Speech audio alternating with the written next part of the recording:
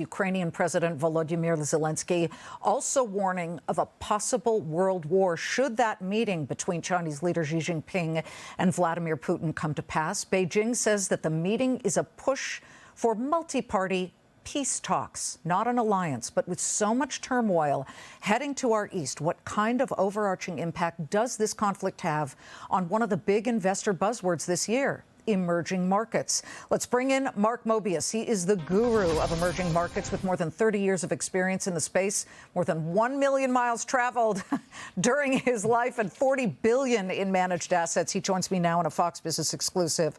Well, let's start with Europe, Mark. We're very glad to have you, but obviously with these headlines, there's a lot of worry. There's a lot of angst. Would you say that there are any areas of Europe, whether they be emerging or France, Germany, Switzerland, that you like right now?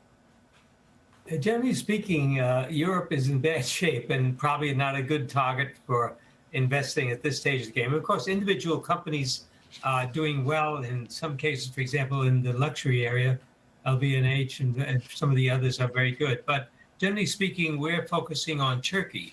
I don't know whether you consider Turkey part of Europe, but I do. And Turkey is doing very well as a result of what's happening in Ukraine, because they are having pretty good relations with Russia and, of course, with Europe. So they can act as sort of a bridge between the two and benefit from that relationship. So I would say Turkey would be the place to be rather than any other place in Europe. Well, that's very interesting. Do you take into account at all the short-term headline, which is just the horrific earthquake that hit the region a few days ago? Another earthquake in the past 24 hours on that Syria-Turkey border. Is that sort of a situation where you absorb that and then you say, well, it's still a place to invest? Yeah, because the Turks are survivors. They know how to deal with these issues. It's a big problem, of course, and it's a tragedy. But we've learned in the past that the Turks are very, very flexible. They're very innovative, and they're hard workers as well. So they'll be able to overcome this and come up with new good ideas and new investment ideas. Yeah, and so, interestingly, we just put up the iShares Turkey ETF TUR. It's seen a gain of 70% over the past year. Let me shift to Russia.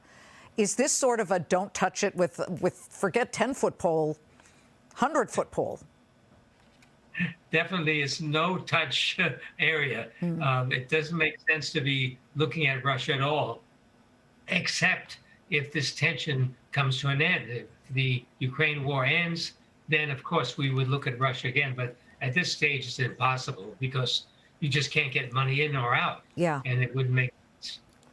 And that to me is very interesting because does that also mean that any of the surrounding Eastern European countries are ones that you would avoid?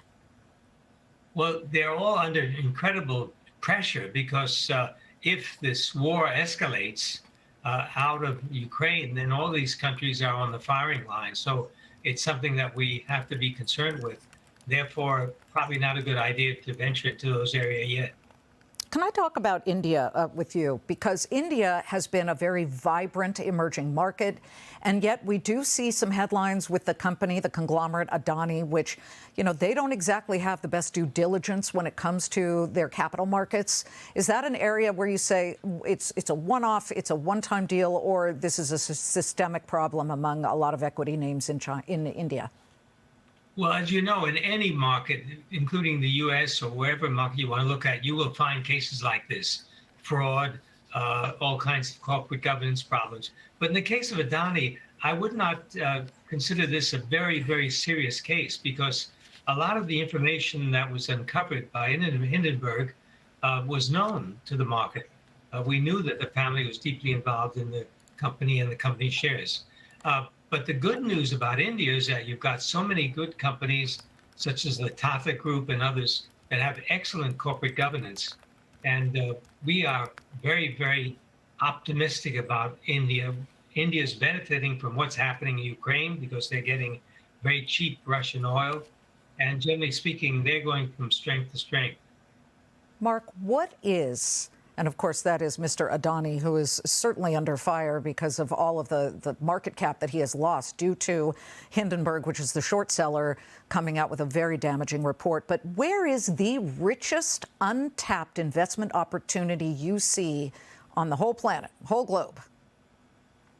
Well, it's still India. India is going from strength to strength. You've got a young population, average age about 27, 26, 27, compared to China, 37.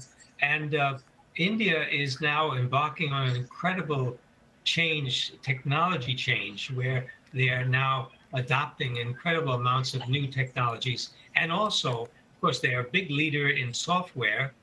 But in addition to that, they are going to become a big manufacturer of semiconductors and other technology as it moves away from China. I'd be remiss if I didn't get your thought on this pretty, significant sell-off that we see right now. We've got the Dow Jones Industrials here in the U.S. down 626 points. Transports are lower by now 3%. So we're seeing a loss there of 468 points. Russell down 2.7%. The NASDAQ. Well, tech's been just kind of messy, hasn't it been? What's your assessment of what's going on in the U.S. markets right now? Well, the great thing about the U.S. market is it's huge. It's a big market with a very varied list of companies that are in the market and that have tremendous liquidity and profitability.